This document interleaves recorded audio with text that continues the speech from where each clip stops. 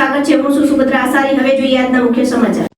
અરવલ્લી જિલ્લાના મોડાસા શહેરના માલપુર રોડ ઉપર આવેલ શ્રી રોકડિયા હનુમાનજી મંદિરના દબાણવાળા ભાગને લઈને તંત્રની કાર્યવાહી પહેલા જ ભક્તો દ્વારા સ્વયંભૂ રીતે દબાણ દૂર કરવાની કામગીરી હાથ ધરાઈ હતી। નામદાર સુપ્રીમ કોર્ટની ગાઈડલાઈન તેમજ R&B વિભાગના આદેશને અનુસરી મંદિર ટ્રસ્ટ અને ભક્તોએ દબાણ દૂર કરવાની કામગીરી શરૂ કરી હતી। સુપ્રીમ કોર્ટની માર્ગદર્શિકા મુજબ જાહેર માર્ગો અને સરકારી જમીન ઉપર આવેલા ધાર્મિક દબાણો દૂર કરવાની કામગીરી છેલ્લા 1 વર્ષથી ચાલી રહી છે।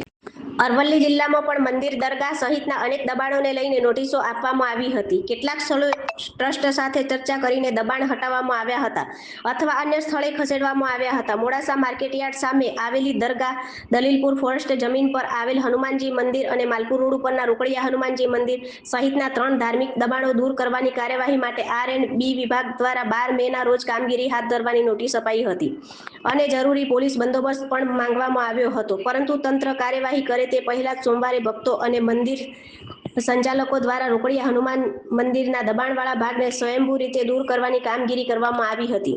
જોકે આસ્થા અને શ્રદ્ધાના કેન્દ્ર સમાન મંદિર સામે થયેલી કાર્યવાહીથી હિન્દુ સંગઠનો અને સાધુ સંતોમાં ભારે નારાજગી જોવા મળી હતી। વિશ્વ હિન્દુ પરિષદ અને બજરંગ દળ સહિતના સંગઠનોએ તંત્ર પર એકતરફી કાર્યવાહી કરવાનો આક્ષેપ કર્યો હતો।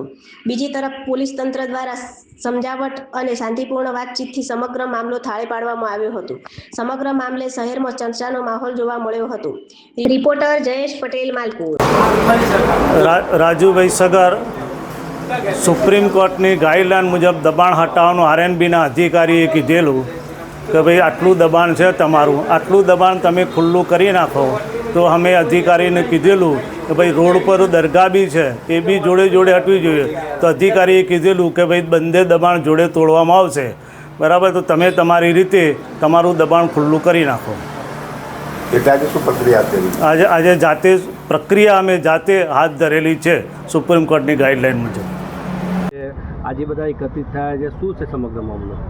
નામદાર સુપ્રીમ કોર્ટના આદેશથી જે જાહેર રોડ રસ્તાઓ છે એના ધાર્મિક દબાણો દૂર કરવાની બાબત છે અને આ પ્રશ્ન છેલ્લા 2 વર્ષથી હતો અને ઘણા વખતથી ચર્ચામાં પણ હતો। એટલે આગેવાનો સાથે વહીવટીતંત્રએ મિટિંગ કરેલી, એના અંદર બધાને સમજ આપેલી છે અને ડિમાર્કેશન કરેલું છે અને સ્વેચ્છાએ દરેક બંને સમાજના લોકોએ પોતપોતાનું દબાણ હટાવવાની રજૂઆત એમની પણ લાગણી હતી અને એ પ્રમાણે જે દબાણ હટાવવાનું એ લોકોએ ચાલુ પણ કર્યું। પણ બીજા જે ગેરસમજ ફેલાય છે કે ભાઈ અમુક આગેવાનો આવી ગયેલા અને અમુક આગેવાનો નથી હોય, એ બાબતની થોડી ગેરસમજ હતી।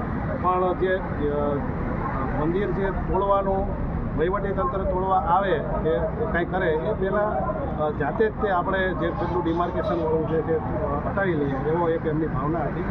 તો એના અનુસંધાન થોડી ગેરસમજ હતી, એ લોકોને આપણે સમજ આપી છે અને શાંતિપૂર્વક રીતે બધા વિખેરાઈ ગયા છે અને હાલ અમારો બંદોબસ્ત ચાલુ છે અને બિલકુલ શાંતિપૂર્ણ રીતે આ કાર્યક્રમ પૂર્ણ થવાનો છે અને એમાં કોઈ વહીવટીતંત્રને કોઈ જગ્યાએ બુલડોઝર ફેરવવું પડે એવી પરિસ્થિતિ ઊભી નહીં થાય એ રીતનું આગેવાનો એમને બાંહેધરી આપી છે અને જાતે જ એ લોકો પોતપોતાની રીતે પોતાનું દબાણ હટાવી રહ્યા છે। તેમ છતાં પણ તકેદારીના ભાગરૂપેનો બંદોબસ્ત છે। સર, કયા કયા મોડાસા પંથકના ધાર્મિક સ્થળો છે તેનું દબાણ દૂર કરવાનું? મોડાસામાં 3 દબાણો છે। એક તો આપણું આ રોકડિયા હનુમાનજીનું મંદિર છે અને એક દરગાહ છે જ્યાં 2-3 ખબર હોય છે જે રસ્તા ઉપર છે અને એ આપણે માર્કેટિંગ યાર્ડની સામે છે અને એક દલીલપુરમાં હનુમાનજીનું મંદિર છે જે રોડની નજીક છે। તો એ 3 દબાણો છે। 3 જ આગેવાનો છે, 3 મંદિરના એમની સાથે મિટિંગ થઈ ગઈ છે અને એ સ્વેચ્છાએ એ લોકો દૂર કરવાના છે। Thank you sir.